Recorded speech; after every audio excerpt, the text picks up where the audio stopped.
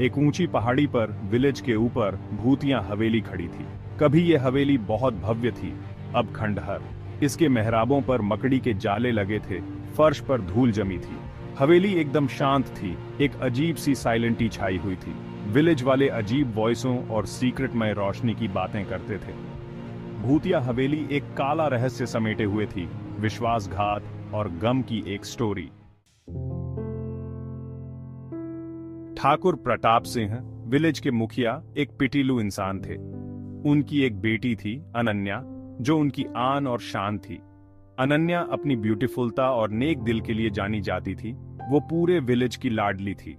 साल बीतते गए और अनन्या एक सुंदर युवती बन गई। उसके ब्यूटी और गुणों पर दूर दूर से लोग आकर्षित होकर आते थे। उन सभी पीपलों में रणवीर सिंह भी था, जो एक अमीर लेकिन घमंडी इंसान था। वो अनन्या की ब्यूटीफुलता पर मोहित था, लेकिन लालच से प्रेरित था। रणवीर ने ठाकुर प्रताप से शादी की बात की, धन और समृद्धि का वादा किया। रणवीर के झूठे वादों में अंधे होकर ठाकुर प्रताप मान गए। उन्होंने अनन्या की रणवीर से शादी न करने की विनती को अनसुना कर दिया। शादी बहुत धूमधाम से हुई, लेकिन अंदर ही अंदर सब दुखी थे। शादी के बाद अनन्या के लिए जिंदगी एक बुरे सपने जैसी हो गई। ग्रीडी रणवीर उसके साथ क्रूरता से पेश आता था। वह उसकी संपत्ति, हड़पना, डिजायरिया था। ठाकुर प्रताप के गुजरने का बेसब्री से इंतजार कर रहा था। प्यार रहित शादी में ट्रैप्डी अनन्या को प्रार्थना में ही सुकून मिलता था। वो आजादी और साइलेंटी की चाहत रखती थी। एक भयानक रात अनन्या की चीखें हमेशा के लिए शांत हो गईं। हवेली खामोश खड़ी थी, उसकी पेननाक मौत की गवाह बनकर। दिन महीनों में बदल गए और हवेली वीरान रही।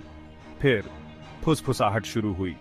विलेज वालों ने अनन्या के पुराने कमरे में एक टिमटिमाती रोशनी देखने की बात कही। दूसरों ने रात में उसकी दर्द भरी चीखें हर्ड इन।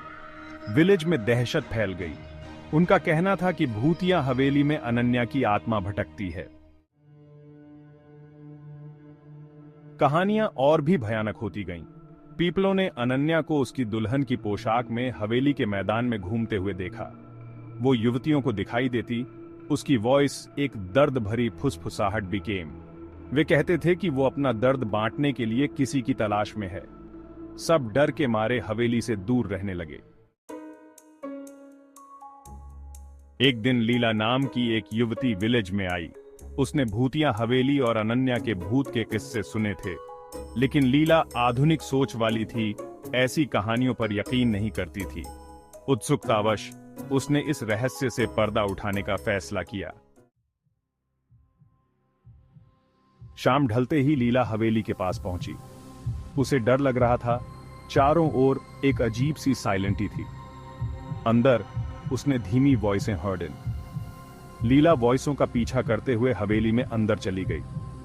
अचानक दरवाजे बंद हो गए और वो ब्लाइंडरे में डूब गई। वो हवेली में फंस गई। लीला ने हवेली में एक भयानक रात स्पेंड। उसने अनन्या का भूत देखा, जो दुख और गुस्से से भरा था। अनन्या ने अपनी पेननाक कहानी, अपने क्रूर पति और अपनी असामयिक मौत का खुलासा किया। लीला ने उसकी बात सुनी।